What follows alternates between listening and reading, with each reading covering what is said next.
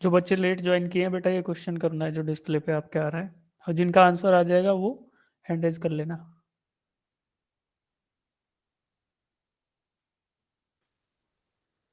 Question देखो समझा देता हूँ आपको। इनिशियल वेलोसिटी दी है 10 मीटर पर सेकेंड।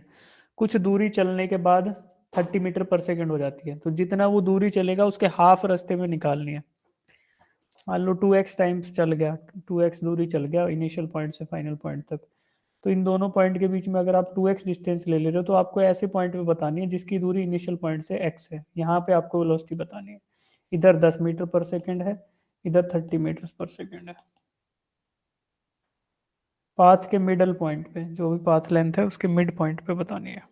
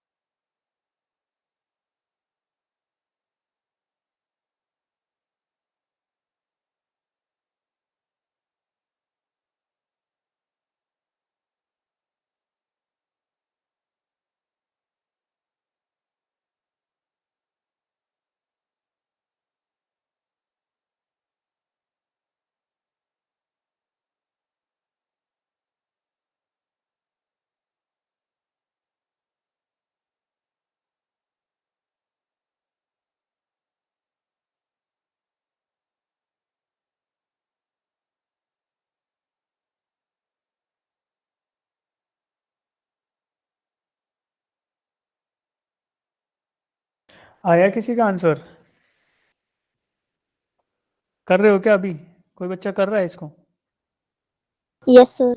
करते रहो, ठीक है। 1 मिनट का टाइम और दे रहा हूँ, उससे ज़्यादा टाइम नहीं देंगे, फिर नेक्स्ट क्वेश्चन करेंगे बेटा। तब तक करो इसको।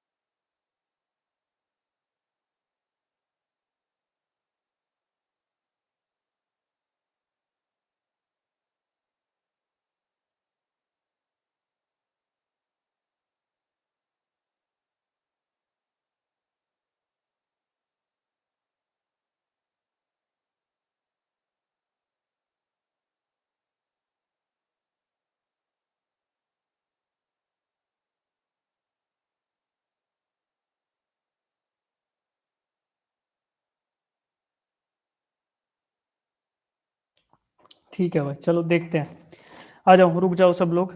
एक बार इसका सॉल्यूशन देख लो, फिर आगे अगला क्वेश्चन मिलेगा, उसमें दोबारा चांस मिलेगा सबको। तो हमें क्या दिया हुआ है?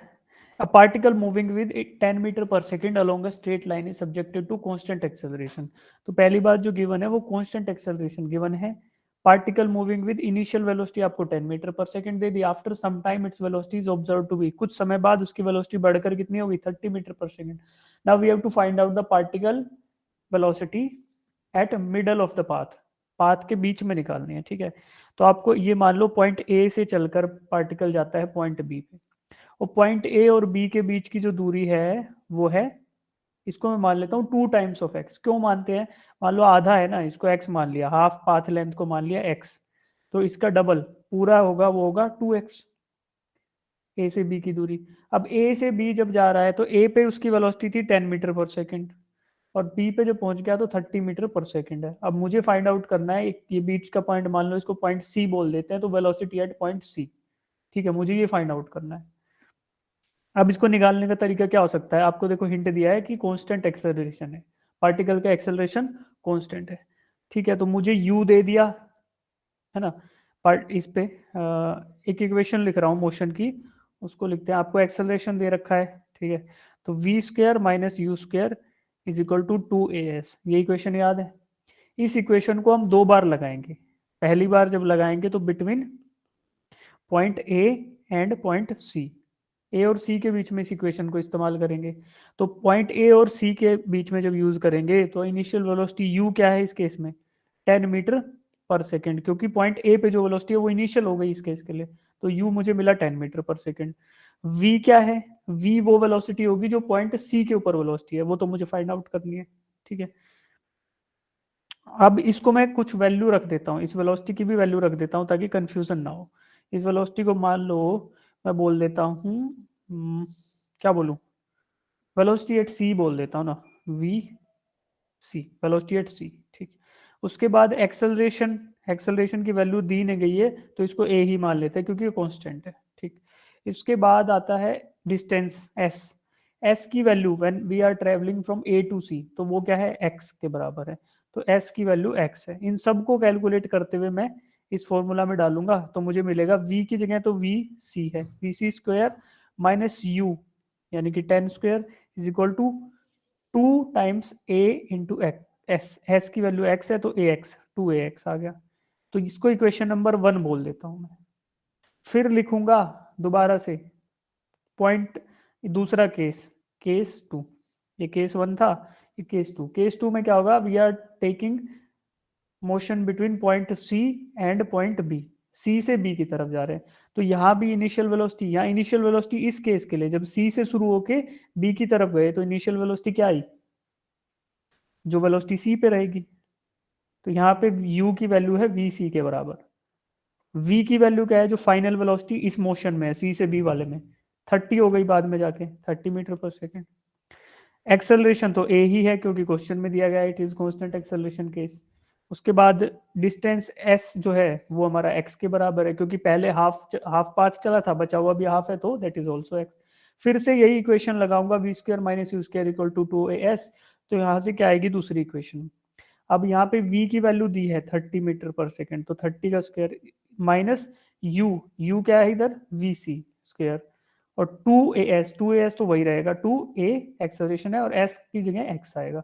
तो ये आ गई मेरी इक्वेशन नंबर 2। अब इक्वेशन 1 और 2 के अंदर राइट हैंड साइड कॉमन है, दोनों के दोनों इक्वेशन में राइट हैंड साइड कॉमन है, 2ax एंड 2x। तो क्या मैं इक्वेट करके ये लिख सकता हूँ कि वी सी स्क्वायर माइनस 10 का स्क्वायर, जो ग्रीन कलर में डाल रहा हूं, इन दोनों चीजों को इक्वेट कर सकता हूं, V C square minus 10 square is going to be equal to 30 square minus V C square. इन दोनों को इक्वेट कर दूंगा, फिर यहां से क्या निकल आएगी, एक ही वेरिएबल है वी सी, और वही मुझे फाइंड आउट करना है। वी सी क्या है, v c is the velocity at point c, और वही क्या है, mid point of the path, तो वी सी निकल आएगा यहाँ से। किसी का आंसर आया तो पोस्ट करो एक बार चैट बॉक्स में,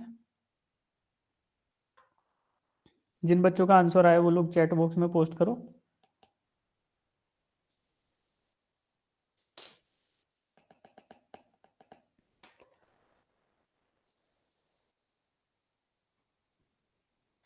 हाँ, 10√5, 10√5, ठीक है, 10√5 जिनका है उनका सही है। ठीक है, अब इस इन दोनों इक्वेशंस को आप सोल्व करोगे तो आपको फाइनल आंसर मिल जाएगा जो 10√5 मीटर पर सेकंड के बराबर है। ठीक है, तो यही सॉल्यूशन इसके पीछे दिया गया है, यहाँ से देख लेना आप लोग। ठीक है, क्या किया, एक बार पॉइंट ए सी के बीच में लगा दिया, फिर सी और बी के बीच में लगा दिया, दोनों को सोल्व करके वी की वैल्यू आएगी 10√5 मीटर पर सेकेंड। कर लोगे अब, यस सर। Yes, sir. कर लोगे ना, ठीक है। अब इसको ट्राई करना, ना आए समझ तो पूछना, सिंपल था ये इक्वेशन, आपको दो दो बार लगानी है। ठीक है, अब इसमें से यहाँ पे हमारे पास क्विक असाइनमेंट 2 है, ये सोल्व कर सकते हैं आप घर पे, लेकिन यहाँ पे एक दो क्वेश्चन यहाँ ट्राई कर लेते हैं ताकि कुछ क्वेश्चन बच जाएं जो आप घर पे कर लो, कुछ यहाँ पे हो जाए। तो आप ट्राई करो पहले क्वेश्चन नंबर 1, क्वेश्चन नंबर 1 करो सब लोग। आज बहुत सारे क्वेश्चन होने वाले हैं, 8-9 क्वेश्चन करा दूंगा मैं क्लास में, आज करते रहो तुम लोग। क्वेश्चन नंबर 1 फटाफट करो सब लोग ट्राई करेंगे। जैसे आंसर आएगा हैंड रेज कर लो।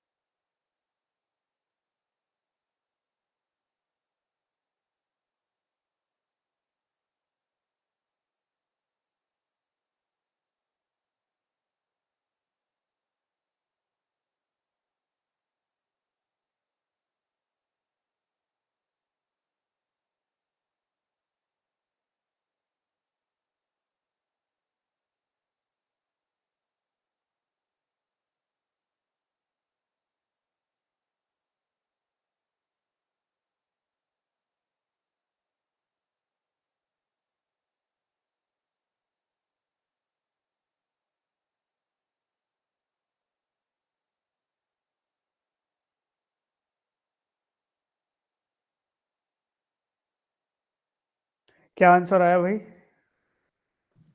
160 मीटर। ऑप्शन सी कितने बच्चों का आया? 160 मीटर्स। ठीक है, शाबाश। ओके, ठीक है। अब क्वेश्चन नंबर 4 और क्वेश्चन नंबर 5 ये भी अटेम्प्ट कर लो, फिर एक साथ देखेंगे सबका answer. Question number 4 and question number 5, question number 4 और क्वेश्चन नंबर 5 ये भी अटेम्प्ट कर लो। जिनके दोनों हो जाए वो हैंड रेज करना, फिर तीनों का आंसर एक साथ देखेंगे।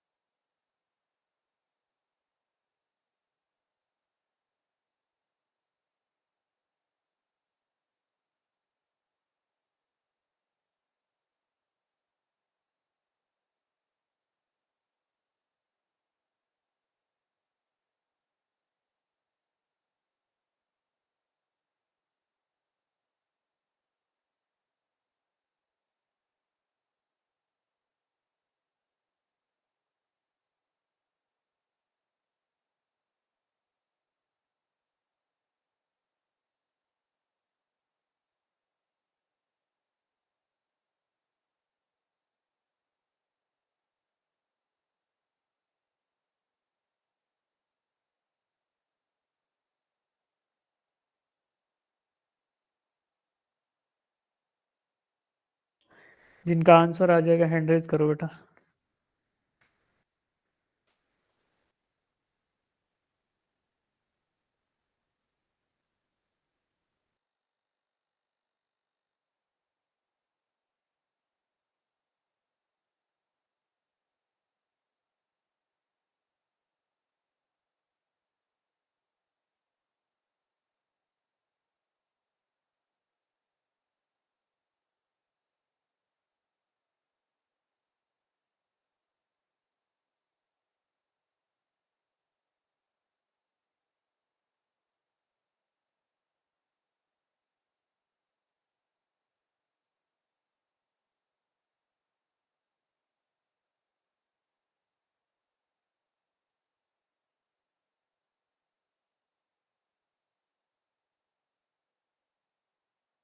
क्वेश्चन नंबर 4 का आंसर बी। क्वेश्चन नंबर 5 का आंसर 1. 1. ये जितने बच्चों का है ये खाली हैंड रेज रखो, बाकी जिनकी थोड़ी बहुत गलती हो गई वो हाथ नीचे कर लो। शाबाश, शाबाश भाई, वेरी गुड। ठीक है, तो सबसे पहले सबसे फर्स्ट क्वेश्चन को देखते हैं। फर्स्ट क्वेश्चन में क्या दिया गया है, a automobile travelling at 40 kilometre per hour, 40 kilometre per hour की स्पीड से चल रहा है। It can be stopped at a distance of 40 metre. ठीक है, जब 40 किलोमीटर की रफ्तार से चल रहा था तो उसको 40 मीटर में रोका जा सकता था on application of break.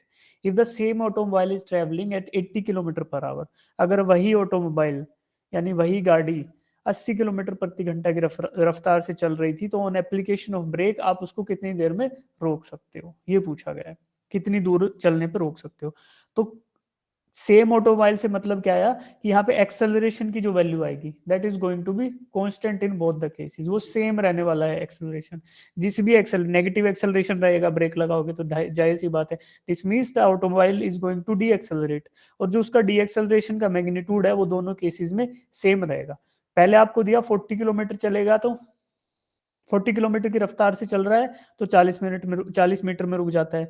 80 kilometre per hour की रफ्तार से चलेगा तो कितने मीटर चल के रुक जाएगा, वही ब्रेक रहेंगे। तो ठीक है, इसका सॉल्यूशन कैसे निकाल सकते हो, you can find out using ये इक्वेशन जो था ना, v square minus u square equal to 2as। ये इक्वेशन आप यूज करोगे बेटा तो आपको क्या मिलने वाला है, v तो दोनों केसेस में सेम है क्योंकि it is coming to rest, तो v is going to be 0। अब u इसमें 40 मीटर है, दूसरे केस में 80 मीटर पर 80 किलोमीटर पर आवर है। ठीक है, 40 kilometre per our and 80 kilometre per our. अब आप इनको सोल्व कर लोगे, देखो यहाँ पे देखो v square minus u square is equal to 2as। अब इसको सोल्व करते टाइम v तो दोनों केसेस में 0 रहने वाला है, तो पहला टर्म 0, एक बार ऐसे लिख दोगे दो, और दूसरे दूसरे में भी वी 0 ही रहेगा, तो आप इस इक्वेशन को दो बार यूज करते हैं। चलो देखो, एक बार 40 है तो 40 का स्क्वायर माइनस ऐसे लगा लो is equal to 2a, same रहने वाला है, s मुझे दिया है दैट इज 40। दूसरा केस रहेगा माइनस 80 का स्क्वायर इज इक्वल टू इधर क्या रहेगा 2a एज इट इज रहेगा, और ये मान लो मैं x मान लेता हूँ, ये x ही मुझे फाइंड आउट करना है, तो 2a से 2a उड़ जाएगा बेटा, माइनस से माइनस उड़ जाएगा। अब x क्या आएगा, x is going to be 40 into 80 square divided by 40 का स्क्वायर। जब इसको सॉल्व करोगे तो x की वैल्यू शायद 160 मीटर आ जाएगी।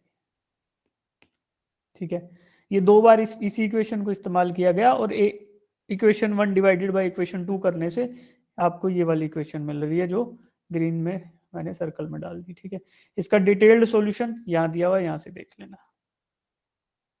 अब क्वेश्चन नंबर 4 में पूछ रहा है कि एक बिल्डिंग है, ठीक है, जहां से दो बॉल थे, दो बॉल हैं, ball a and ball b. एक को मैंने किसी एक वेलोसिटी से ऊपर फेंक दिया और उसी समय दूसरी बॉल को उसी वेलोसिटी से नीचे फेंक दिया। बॉल सेम है, आइडेंटिकल है, they are thrown with same velocity, magnitude velocity का सेम है, बट एक को ऊपर फेंका और एक को नीचे फेंका। अब मुझसे पूछ रहा है कि जब ग्राउंड पे दोनों बॉल गिरेंगी, एक जाहिर सी बात है एक बॉल जो इसको नीचे फेंका है वो जल्दी गिर जाएगी, बट उसकी कोई फाइनल वेलोसिटी रहेगी just before hitting the ground, तो वो वेलोसिटी कोई वेलोसिटी मानो। जो दूसरी बॉल जो मैंने ऊपर फेंकी, पहले तो ऊपर जाएगी, टॉप मोस्ट पॉइंट पे जाएगी, फिर डायरेक्शन ऑफ मोशन चेंज करेगी, फिर नीचे गिरेगी, तो ये भी गिरेगी नीचे थोड़े टाइम बाद। बट इन कुछ मैग्नीट्यूड इसका रहा होगा पहली वाली बॉल का और कुछ मैग्नीट्यूड दूसरे वाली बॉल का रहा होगा। तो ये पूछ रहे हैं कि दोनों जब ball before hitting the ground what are their final velocities. तो वो फाइनल वेलोसिटी क्या है? Option b. क्यों? देखो, एक बॉल को मैंने ऊपर फेंका, मान लो ये पेन है, इस पे मैंने एक लेवल सेट किया और यहां से मैंने इस बॉल को ऊपर फेंका किसी वेलोसिटी से। तो जब ये अपवर्ड मोशन में थी तो इस पे एक्सेलरेशन ड्यू टू ग्रेविटी नीचे लग रहा था, जो इसको स्लो डाउन कर रहा था। धीरे धीरे स्लो डाउन करते हुए बिल्कुल धीरे धीरे एक टॉप मोस्ट पॉइंट पे जाएगी, वहां रुक जाएगी, डायरेक्शन ऑफ मोशन चेंज करेगी, फिर नीचे गिरेगी। अब जब टॉप मोस्ट से यहां तक आएगी पेन के लेवल तक, तो क्या रहेगा? तब एक्सेलरेशन उसको, जो एक्सेलरेशन ड्यू टू ग्रेविटी है वो डाउनवर्ड डायरेक्शन में रहेगा और इसको गति प्रोवाइड करेगा, इसको वेलोसिटी प्रोवाइड करेगा। तो वो जो वेलोसिटी का मैग्नीट्यूड रहेगा जब ये इस वाइट पॉइंट को क्रॉस करेगी इस पेन को, तो वो इसी के बराबर रहेगा जो आपने जिस वेलोसिटी से ऊपर फेंका था। यही चीज आप प्रोजेक्टाइल में भी देखोगे, ठीक है? क्योंकि एक्सेलरेशन एक बार नीचे जा रहा है, एक बार एक्सेलरेशन ऊपर की साइड लग रहा है। तो due to this constant magnitude of acceleration, जब ये ऊपर जाके नीचे आएगी तो यहाँ पे जब रहेगी तो सेम कंडीशन में रहेगी जो आपने नीचे फेंकी थी बॉल इधर किसी वेलोसिटी से। तो वेलोसिटी सेम हो गई, एक बार ऊपर गई नीचे आई तो उसका डायरेक्शन चेंज हो गया, बट मैग्नीट्यूड यहाँ पे सेम हो गया। तो इसको आप आगे एक्सट्रापोलेट करोगे इसी मोशन को, तो आपको पता चलेगा कि हिट करते टाइम दोनों की वेलोसिटी बराबर रहेगी just before hitting the ground. तो ऑप्शन बी इस लॉजिक के हिसाब से सही है। इसी को इंग्लिश के टर्म में लिख रखा है यहाँ पे, ठीक है, देख लेना। और क्वेश्चन नंबर 5 में बोला गया है कि if a body loses half of its velocity, कोई बॉडी है, कोई ऑब्जेक्ट है, उसको बुलेट मान लो, एक बंदूक की गोली मान लो, ठीक है, ये किसी वुडन ब्लॉक के अंदर पेनिट्रेट करती है, यानी वुडन ब्लॉक के अंदर धंस जाती है, when it is fired on it, when it is projected on that, जब उसके ऊपर वुडन ब्लॉक पे थ्रो किया जाता है, तो half of the velocity is lost after 3 centimetre of penetration. जब ये 3 सेंटीमीटर उस ब्लॉक में धंस जाती है तो आधी वेलोसिटी खो चुकी होती है।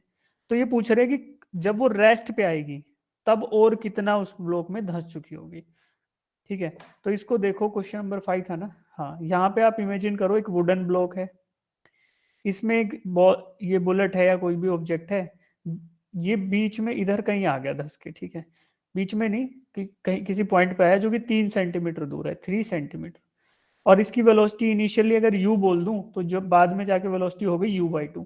तो अब क्वेश्चन में पूछा गया कि और कितना धस जाएगा before reaching velocity is equal to 0, जब ये वेलोसिटी 0 ना हो जाए।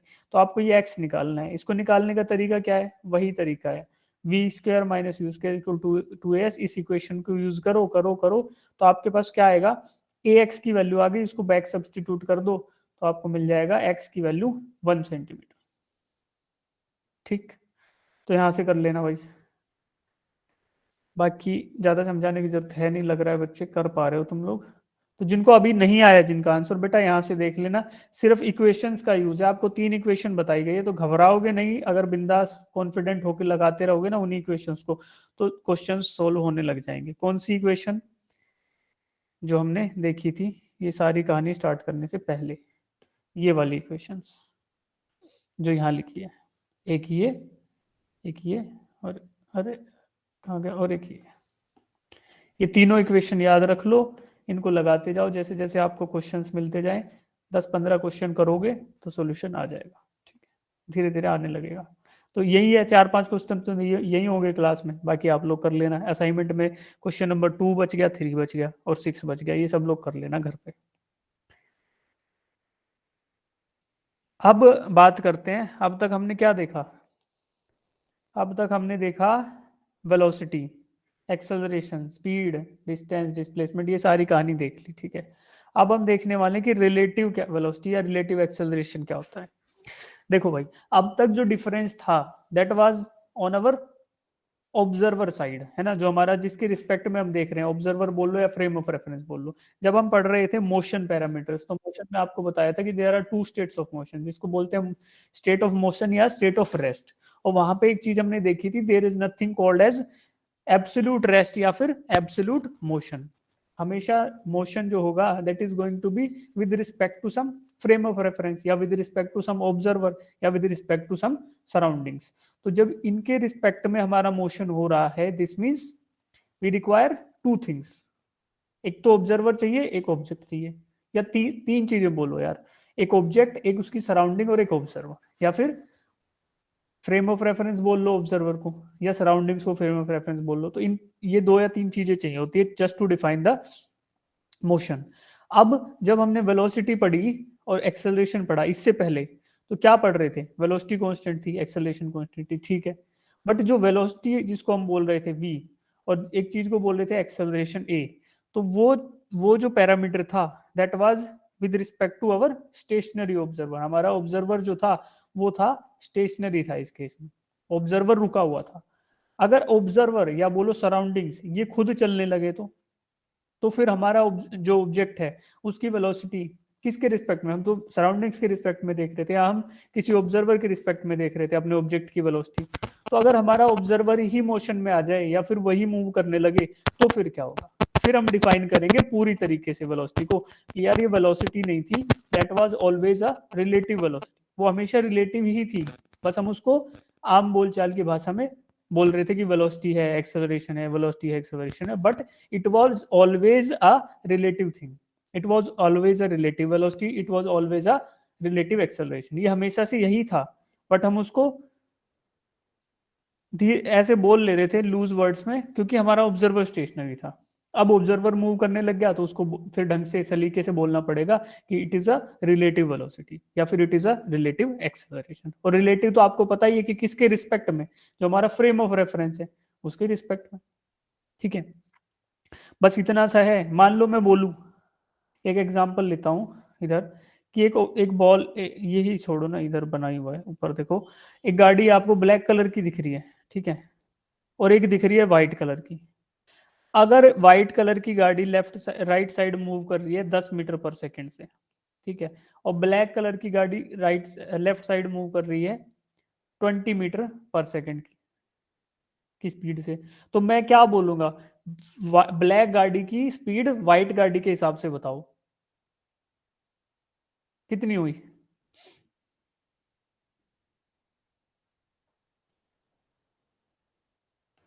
चलो छोड़ो, ये बताओ, ये जो लड़का खड़ा हुआ है लेफ्ट साइड में, इसकी वेलोसिटी क्या है? ये स्टेशनरी है, स्टेशनरी मतलब रेस्ट पे है, और रेस्ट का मतलब velocity is equal to 0 metre per second. तो ये जो लड़का रुका हुआ है इसके रिस्पेक्ट में अगर देखोगे तो ये व्हाइट कलर की कार की स्पीड क्या है, वेलोसिटी क्या है? 10 मीटर पर सेकंड हुई ना। रुके हुए ऑब्जेक्ट के रिस्पेक्ट में देखोगे तो 10 मीटर पर सेकंड, और वही क्या है? That is 10 minus velocity of white car minus velocity of the observer. Velocity of observer 0 है, तो 10 minus 0 that is 10 metre per second, ठीक है। अब देखो ब्लैक कलर की वेलोसिटी क्या है? ब्लैक कलर कार की इस बॉय के रिस्पेक्ट में, जो लड़का है इसके रिस्पेक्ट में वेलोसिटी क्या है? बताओ अनम्यूट करके। 20 मीटर पर सेकंड। 20 मीटर पर 20 मीटर, 20 मीटर। 20 मीटर, क्योंकि देखो ब्लैक की पूछ रहा हूँ बेटा, black colour car 20 metre per second के हिसाब से चल रही है, लेकिन किसके रिस्पेक्ट में? एक स्टेशनरी बच्चे या एक स्टेशनरी ऑब्जेक्ट या स्टेशनरी फ्रेम ऑफ रेफरेंस के रिस्पेक्ट में। तो उसको मैं कैलकुलेट करूंगा तो 20 is the velocity of black car with respect to किसके? स्टेशनरी ऑब्जर्वर, उसकी वेलोसिटी खुद की 0 है, तो 20 माइनस 0 कर दूंगा तो मेरा आएगा answer 20 metre per second with respect to stationary. और अगर मैं यही बोलूं आपको कि ब्लैक कार की वेलोसिटी व्हाइट कार के रिस्पेक्ट में बताओ, ब्लैक कार की वेलोसिटी व्हाइट कार के रिस्पेक्ट में बताओ, तो ठीक है, जिसकी वेलोसिटी 10 बतानी है मीटर 20 लिख दिया, फिर ऐड कर दूंगा कितना? -10। हाँ, नहीं रुको, 20 माइनस 10 करना है ना, ठीक है, कि ऑब्जर्वर ऑब्जेक्ट की वेलोसिटी और उसमें से ऑब्जर्वर की माइनस करनी है, तो ऑब्जर्वर की वेलोसिटी 10 है या -10 है, ये बताओ पहले। डायरेक्शन अपोजिट है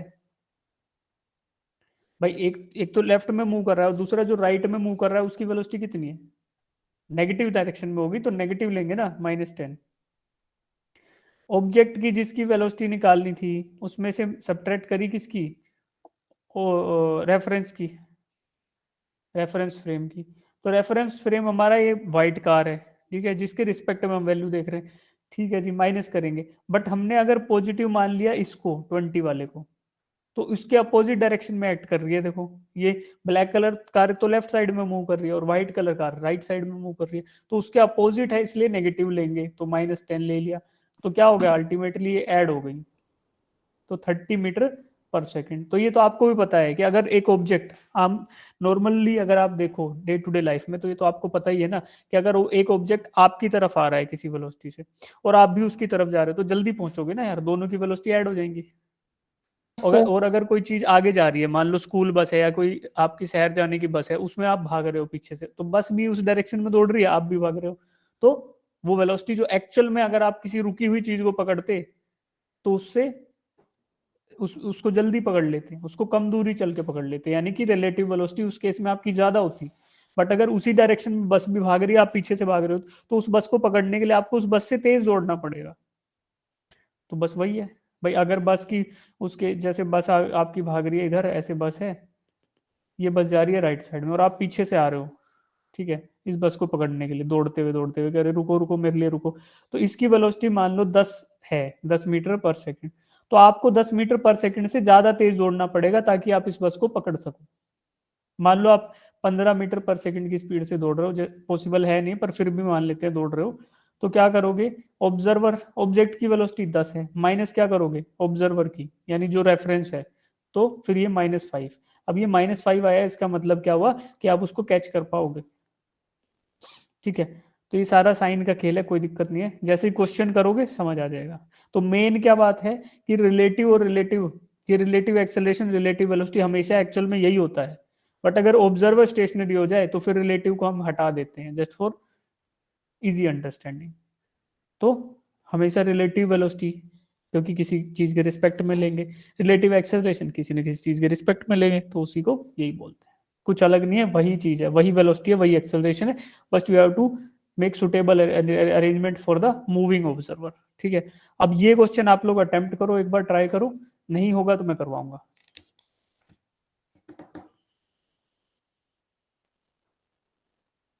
बी 20 नहीं यार, 30 से ऊपर कितने बच्चों के नंबर आए कल के टेस्ट में?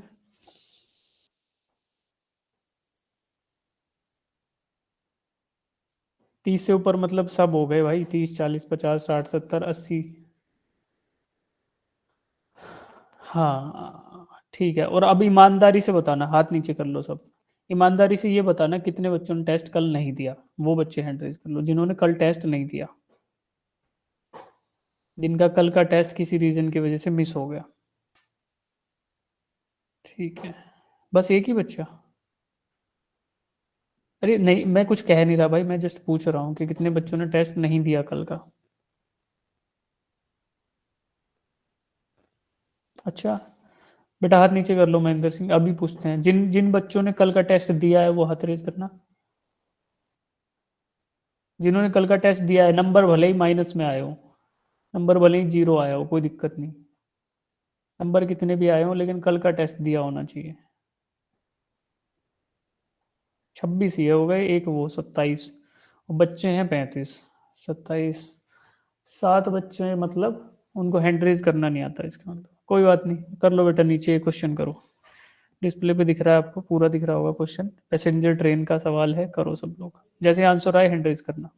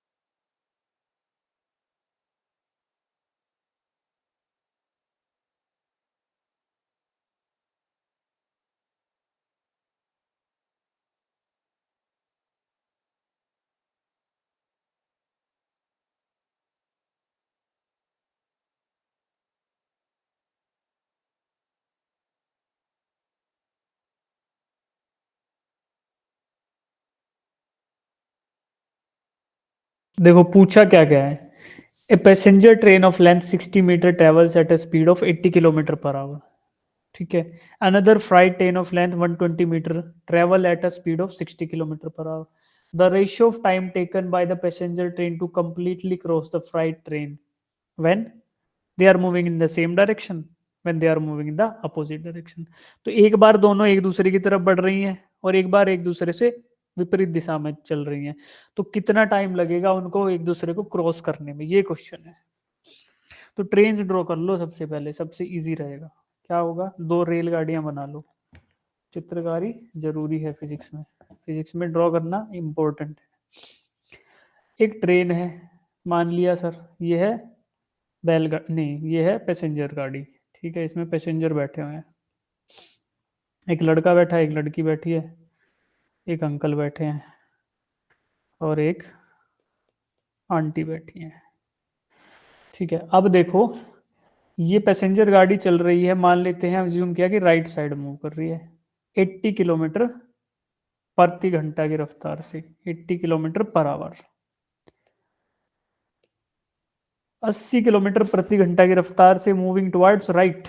एक और दूसरी गाड़ी है मालगाड़ी, फ्राइट ट्रेन किसको बोलते हैं, मालगाड़ी को। इसकी लेंथ 120 मीटर है और ये चल रही है लेफ्ट साइड में, मान लेते हैं अभी के लिए कि they are moving in the opposite direction.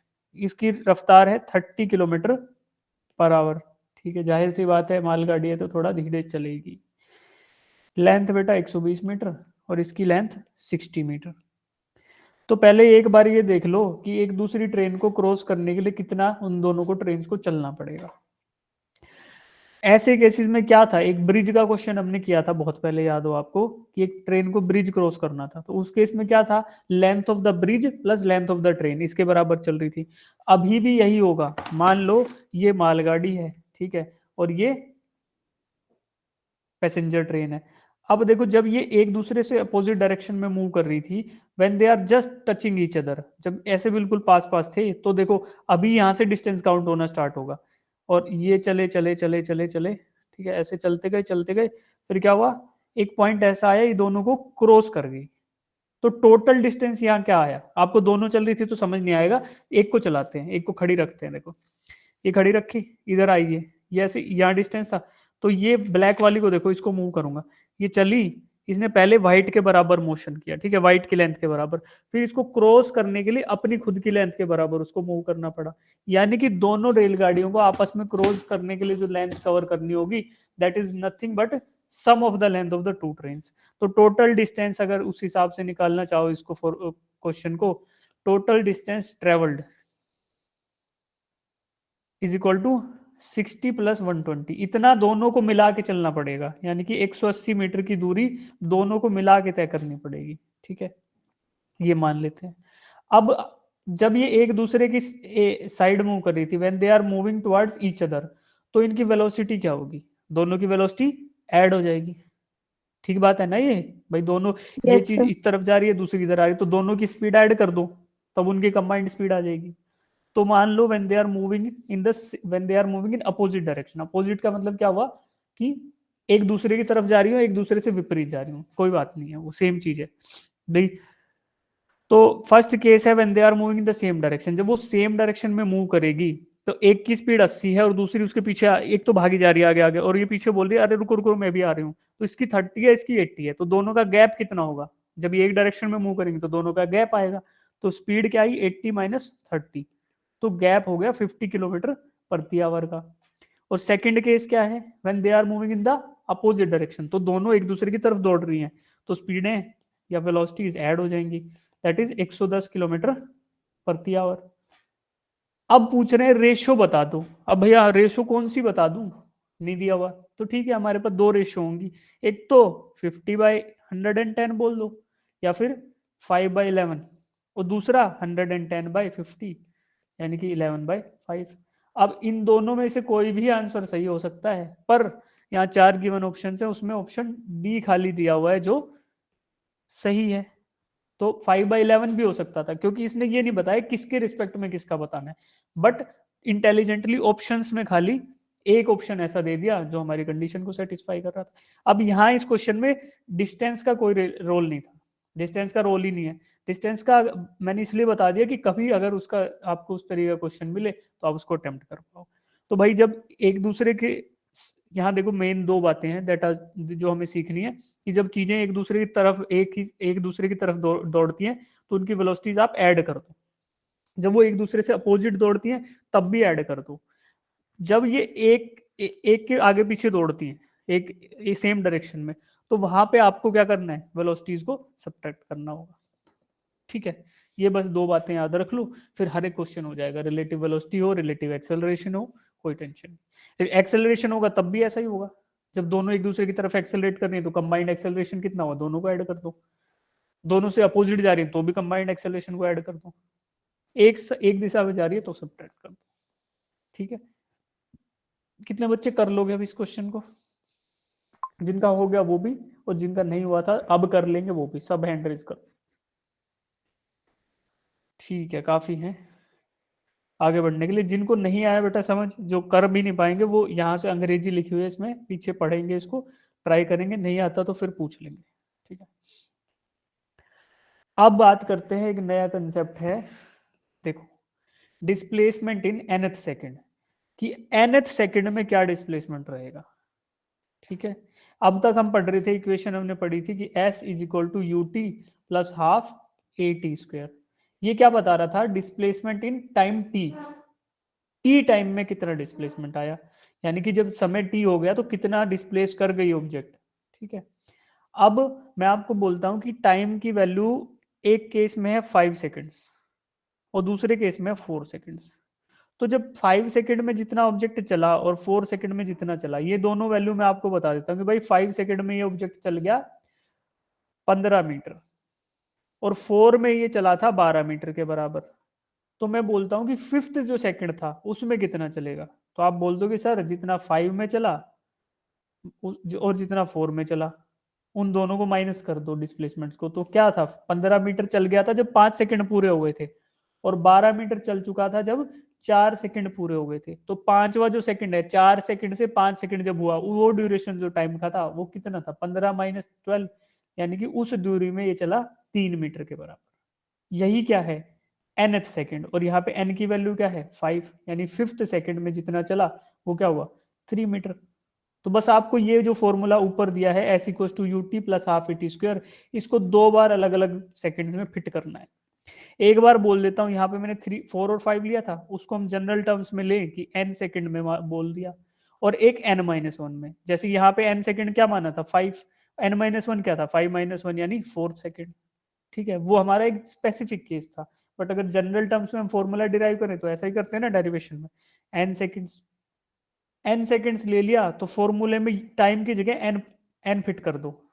ठीक है, क्या आएगा एस एन, ये क्या था एस टी था ना, टाइम टी में कितना चला, तो एस एन क्या हुआ u into t, t की जगह n, u n plus half a n square, equation number 1 लिख दिया इसको। फिर s into n minus one, यानी कि s n minus one, n minus one second में कितना चला था, तो टाइम की जगह एन माइनस वन पुट कर दो, u into n minus one plus half a into n minus one square, t square का एन माइनस वन स्क्वायर। ये इक्वेशन नंबर 2 आ गई। इक्वेशन नंबर एक में से इक्वेशन नंबर 2 माइनस कर दो, क्यों, क्योंकि n सेकंड में जितना चला था माइनस कर दो n माइनस वन सेकेंड में जितना चला था, क्या आ जाएगा nth सेकंड में जो उसकी डिस्प्लेसमेंट रहेगी। ठीक है भैया, एस nth क्या आएगा s n minus s n minus. ठीक है, इन दोनों को जब सब्ट्रैक्ट करोगे, सॉल्व करोगे, तो एक फॉर्मूला प्राप्त होगा जो दिया गया डिस्प्ले पे, ये s nth is equal to u plus a by two into two n minus one. एक फॉर्मूला है, इसको याद कर लो, बहुत बढ़िया। नहीं याद करते कोई टेंशन नहीं है, आप एक बार n के लिए निकाल लेना, एक बार n माइनस वन के निकालने हैं, तो आपको पता ही है कि जो बचा वो वही है, जैसा आपको फोर्थ और फिफ्थ सेकंड के लिए अभी बताया था। तो दो बार फॉर्मूला लगाना है, चाहे तो डेरिवेशन कर लो, याद नहीं हो रहा फॉर्मूला तो दूसरे बार जब भी एग्जाम में आए तो इस तरीके से निकाल लेना, इसको दो बार लगा देना वैल्यूज पे, क्या दिक्कत है। ठीक है, तो एक फॉर्मूला ये है s n th is equal to u plus a by two into two n minus one. ठीक है, तो इसी फॉर्मूला के बेसिस पे एक क्वेश्चन है, यहाँ पे फॉर्मूला लिख देता हूं,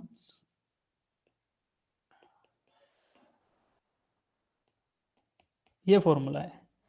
ठीक है, इसके बेसिस पे ये क्वेश्चन करो सब लोग, यही था ना, मुझे खुद याद नहीं है ये फॉर्मूला, क्योंकि जरूरत नहीं पड़ती है। इसको आप ऐसे भी कर सकते हो, बट फिर भी याद कर लेना, अगर याद करने में कोई थोड़ा सा, कई बच्चों को याद करना इजी होता है ना, याद करना कुछ बच्चों के लिए, मुझे याद थोड़ी मुश्किल रहती है, मुझे याद करने में थोड़ी समस्या रहती है, याद नहीं कर पाता इतना इजीली में। तो आप लोग याद कर सकते हो तो बहुत बढ़िया, क्योंकि best strategy is to memorise for the competitive exams. जितना आप रट ले हुए चीजों को समझते हुए, ऐसा नहीं कि रट रट के चले गए तो क्वेश्चन के आंसर रटोगे तो नहीं होगा, बट हाँ लॉजिक्स और फॉर्मूलाज और इन सबको रट के जाओगे तो definitely they are going to help you. तो ये क्वेश्चन करो, जिनका आंसर आए हैंड रेज करो। This is the last question for today, बाकी की कहानी कल करेंगे।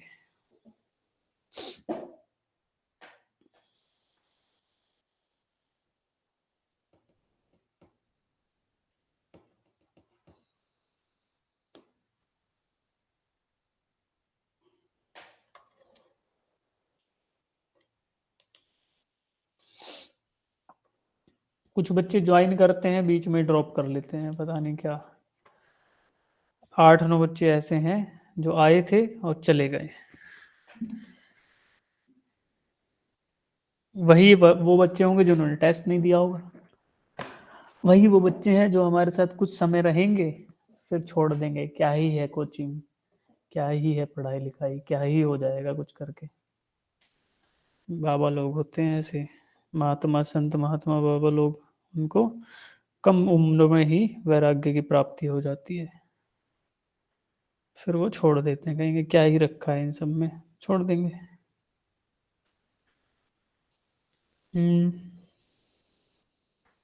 ठीक है, जिनका आंसर आता जाएगा they should raise their hand.